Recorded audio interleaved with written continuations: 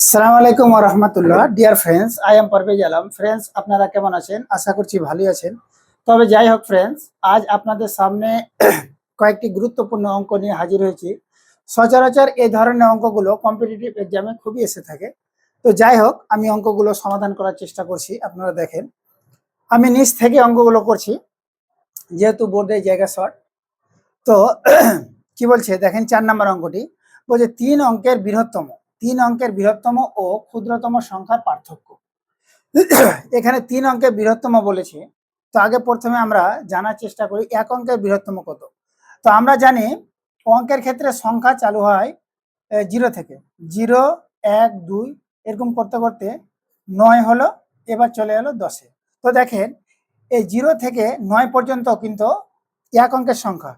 তাই আমরা বলতে পারি 1 অঙ্কের বৃহত্তম সংখ্যাটি কত? না, তো 1 অঙ্কের বৃহত্তম সংখ্যাটি হলো 9। তো 1 অঙ্কের বৃহত্তম সংখ্যা হচ্ছে 9। আর এর যদি আমরা কন্টিনিউ লিখি, তাহলে 2 অঙ্কের বৃহত্তম সংখ্যা কত হবে? 2 অঙ্কের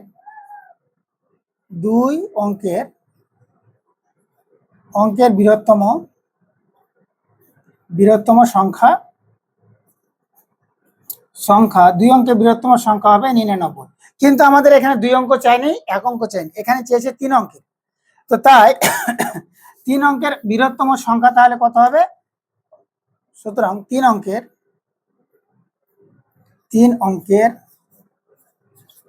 বৃহত্তম সংখ্যা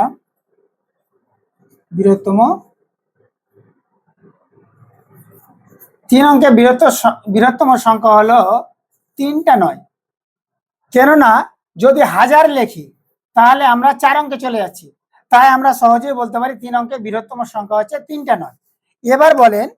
এবার কি বলছে? 3 অঙ্কের বৃহত্তম সংখ্যা ও ক্ষুদ্রতম সংখ্যার পার্থক্য। তাহলে 3 অঙ্কের আবার ক্ষুদ্রতম সংখ্যা বলেছে। তাহলে 3 অঙ্কের ক্ষুদ্রতম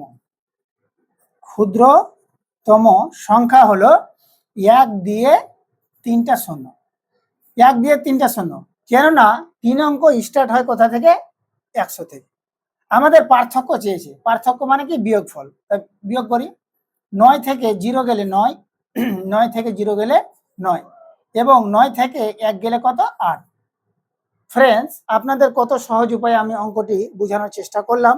আপনারা সমাধান করবেন এবং কমেন্টে জানানোর চেষ্টা করবেন। 3 অঙ্কের বৃহত্তম ও ক্ষুদ্রতম সংখ্যার পার্থক্য হলো কত? 899। এটি হচ্ছে অ্যান্সার। এবার নেক্সট অঙ্কে আমি যাচ্ছি। আপনারা প্রতিনিয়ত আমার ভিডিওগুলো পাবেন, ইউটিউবে পাবেন, ফেসবুক পেজে পাবেন। হ্যাঁ, আপনারা দেখবেন, কমেন্ট করবেন।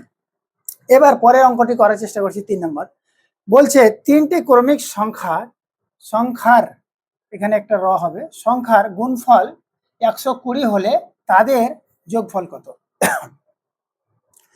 এখানে বলছে ক্রমিক সংখ্যা মানে কি? পরপর সংখ্যা। বলছে 3টি এমন একটি সংখ্যা যার গুণফল কত? 120। এরকম যদি হয় 3টি পরপর সংখ্যার গুণফল 120, তবে তাদের যোগফল কত? তাহলে আমরা সহজ উপায়ে করি, এই সংখ্যাটাকে প্রথমে ভেঙে নিই। 120কে কি করে ভেঙে নিই?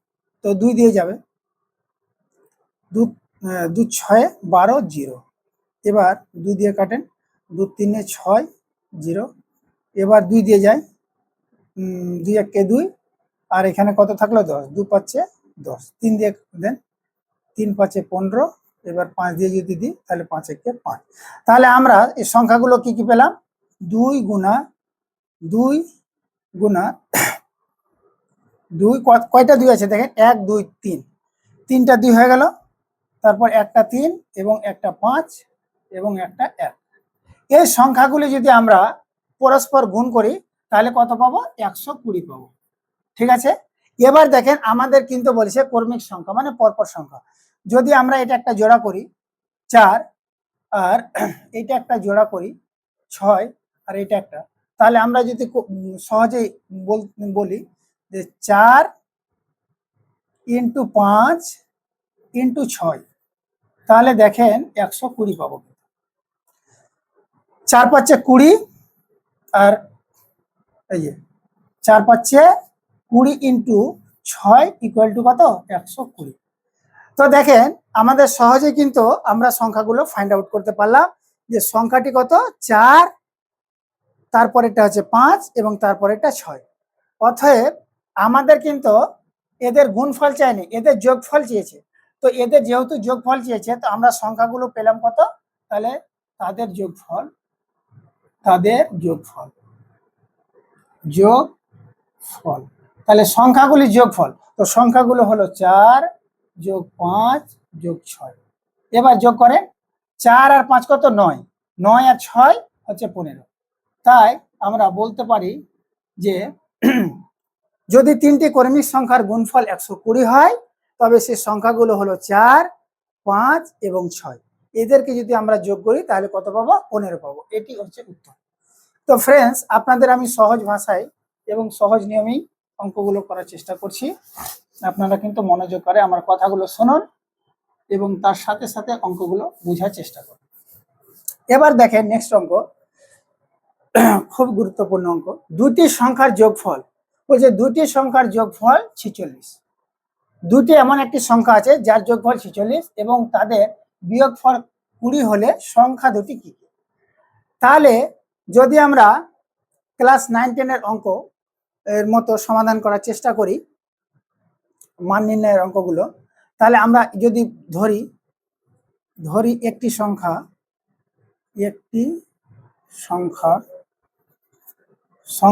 x, অপরটি y, তাহলে আমরা কি বলতে পারি? দুটি সংখ্যার যোগফল অর্থাৎ x plus y equal to কত? 46 এবং x minus y equal to কত? তাদের বিয়োগফল বলেছে 20, তো তাদের বিয়োগফল 20। এবার দেখেন যদি আমরা y কাটি তাহলে কি বলতে পারি? 2x ইকুয়াল টু এখানে 6। এবার যদি এটা আমরা কাটি তাহলে 2 3 6, 2 3 6, তাহলে সহজে বলতে পারি x ইকুয়াল টু কত? 33। x equal to 33। তাহলে অপর সংখ্যাটি হবে, একটি সংখ্যা কিন্তু আমরা 33 পেলাম। আর এই প্রথম সমীকরণে দেখেন বলেছিল x plus y equal to কত? 46। তাহলে x এর মান যেহেতু আমরা 33 পেয়েছি, তাহলে আমরা বলতে পারি 33 প্লাস ওয়াই ইকুয়াল টু 46। তাহলে y ইকুয়াল টু 46 মাইনাস এই 33টা সমান সমানের ডান দিকে গেল, তাই সাইনগুলো কি হলো? চেঞ্জ হয়ে গেল। তাহলে এবার বিয়োগ করার চেষ্টা করেন। 6 থেকে যদি 3 বিয়োগ যায় তাহলে 3, 4 থেকে 3 বিয়োগ গেলে 1। তাহলে আমরা সহজে বলতে পারি x ইকুয়াল টু 33 এবং y ইকুয়াল টু 13। তো ফ্রেন্ডস, আপনারা লক্ষ্য করেন আমরা একটি সংখ্যা কত পেলাম? একটি সংখ্যা কিন্তু আমরা পেলাম x এর মান 33, অর্থাৎ বড়টি হচ্ছে 33 এবং ছোটটি কত? ছোটটি হচ্ছে 13। কিন্তু এগুলো রিটেনের জন্য ঠিক আছে, আপনারা এমসিকিউ পরীক্ষাতে কিন্তু এত সময় পাবেন না। তাই এমসিকিউ এর জন্য আমি অন্য প্যাটার্নে অঙ্কটি পাশে করার চেষ্টা করছি। এমসিকিউ, বিশেষ করে এমসিকিউ এর জন্য যদি বৃহত্তম সংখ্যাটি, এখানে খুব মনোযোগ করে শুনবেন, এটা হচ্ছে বিশেষ একটা ভাইটাল পয়েন্ট। যদি বৃহত্তম সংখ্যাটি বের করতে বলে, বৃহত্তম সংখ্যা বের করতে পারে, সংখ্যাটি হবে, বৃহত্তম সংখ্যাটি কি হবে? তো দুইটি সংখ্যার যোগফল, এই যে দুইটি সংখ্যার যোগফল কত দেওয়া আছে? 46 প্লাস দুইটি সংখ্যার বিয়োগফল বাই 2। কি বললাম? যদি বৃহত্তম সংখ্যাটি বের করতে বলে তাহলে আমরা বের করব দুইটি সংখ্যার যোগফল প্লাস দুইটি সংখ্যার বিয়োগফল বাই 2। এবার সমাধান করার চেষ্টা করেন। তাহলে 6 আর 0 6, 4 আর 6 কত? 4 আর 2 হচ্ছে 6 বাই 2। এবার কাটাকাটি করেন, 2 3 6, 2 3 6। তাহলে বৃহত্তম সংখ্যাটি কত হলো? বৃহত্তম সংখ্যাটি হলো 33। এবং যদি ক্ষুদ্রতম সংখ্যাটি বলে, ক্ষুদ্রতমটি বলে, তাহলে কি হবে? দুটি সংখ্যার যোগফল কত? 46 মাইনাস, এখানে কিন্তু আগেরটাতে বৃহত্তমটা যখন বের করেছিলাম তখন প্লাস দিয়েছিলাম, এখানে কিন্তু হবে মাইনাস। তাহলে দুটি সংখ্যার যোগফল মাইনাস দুটি সংখ্যার বিয়োগফল বাই 2। এবার ক্যালকুলেশন করেন।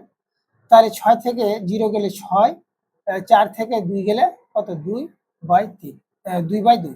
এবার কাটাকাটি করে তাহলে কত হলো? 26 বাই 2। তাহলে 2 দিয়ে যদি কাটি তাহলে 2 একে 2, 2 3 6।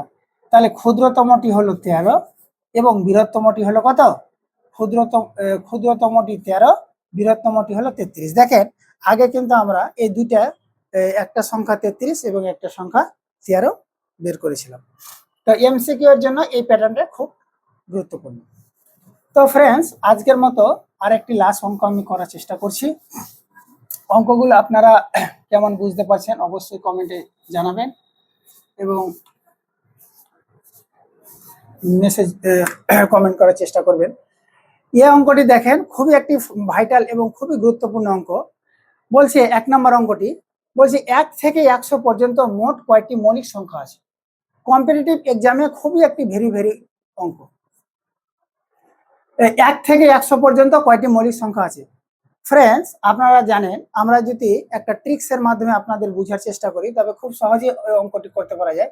যেমন আমরা মোবাইল নাম্বার মনে রাখি সেরকম একটা ট্রিক্স দিচ্ছি, এমন মোবাইল নাম্বারের মতো। তবে এখন যে সংখ্যাটি লিখবো আপনারা হয়তো বুঝতে পারবেন না, আমি পরে এক্সপ্লেন করে দিচ্ছি। যেমন সংখ্যাটি হলো 44, 22, 32, 23 আর হচ্ছে 21। তো এই হচ্ছে সংখ্যা, এটি হচ্ছে সংখ্যা।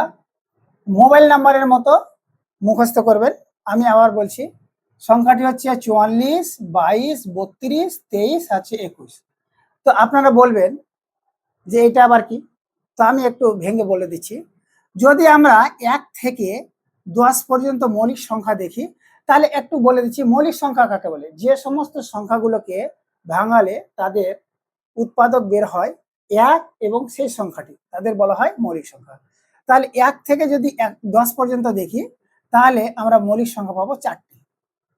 তাহলে এই যে 4 কাটা 4টি পেলাম। আবার 11 থেকে যদি আমরা 20 পর্যন্ত দেখি তাহলে পাবো 4টি, এই 4। এই যে সংখ্যাগুলো লিখেছিলাম এটা কিন্তু 1 থেকে 10 আবার 11 থেকে 20 পরপর সংখ্যাগুলো এখানে আমি বিস্তারিত বলে দিচ্ছি। 21 থেকে 30 পর্যন্ত পাবো কতটি? 2টি, এই যে 2। 31 থেকে 40 পর্যন্ত পাবো 2টি। আবার 41 থেকে 50 পর্যন্ত পাবো কতটি? 3টি। 51 থেকে 60 পর্যন্ত পাবো কতটি? 2টি। তারপরে হলো 61 থেকে 70 পর্যন্ত পাবো 2টি। 71 থেকে 80 পর্যন্ত পাবো 3টি। 81 থেকে 90 পর্যন্ত পাবো 2টি এবং 91 থেকে 100 পর্যন্ত পাবো 1টি। তো ফ্রেন্ডস দেখেন আমরা কত সহজ উপায়ে আমরা কিন্তু এই ট্রিক্সটার মাধ্যমে আমরা বলতে পারি। সংখ্যাটি আবার আপনাদের রিপিট করছি আপনাদের মুখস্থ করার সুবিধার্থে। সংখ্যাটি হলো 44, 22, 32, 23 এবং 21। 1 থেকে হচ্ছে 4টি, 11 থেকে 20 হচ্ছে 4টি, 21 থেকে 30 হচ্ছে 2টি, 31 থেকে 40 হচ্ছে 2টি, 41 থেকে 50 হচ্ছে 3টি, 51 থেকে 60 পর্যন্ত হচ্ছে 2টি, 61 থেকে 70 হচ্ছে 2টি, 71 থেকে 80 হচ্ছে 3টি, 81 থেকে 90 মধ্যে আছে কয়টি? 20টি এবং 91 থেকে 100 পর্যন্ত 20টি। এই সংখ্যাগুলোকে যদি আমরা যোগ করি তাহলে পাবো মোট হচ্ছে 25টি। এই দেখেন 4 আর 4 কত? 8, 8 আর 2 10, 10 আর 2 12, 12 আর 3 হচ্ছে 15, 15 আর হচ্ছে 2 17, 17 আর 2 হচ্ছে 19, হ্যাঁ 19 আর 3 হচ্ছে 22, 22 আর 2 হচ্ছে 24 আর 1 25। তাহলে টোটাল এখন আপনাদের যদি আমি প্রশ্ন করি 1 থেকে 100 পর্যন্ত মোট কয়টি মৌলিক সংখ্যা আছে তাহলে এর উত্তর হবে 25টি। তো ফ্রেন্ডস এটা হচ্ছে অ্যান্সার। আজকে আমি 1 থেকে 4টি অঙ্ক করালাম, আপনারা খুব মনোযোগ করে অঙ্কগুলো দেখবেন। কম্পিটিটিভ এক্সামে অঙ্কগুলো খুবই কিন্তু গুরুত্বপূর্ণ এবং অঙ্কগুলো যদি আপনাদের 1%ও উপকার হয় তবে অবশ্যই আমাকে কমেন্ট করবেন যাতে নেক্সট ভিডিও আমি আপনাদের দেওয়ার চেষ্টা করি। আজ এই পর্যন্ত।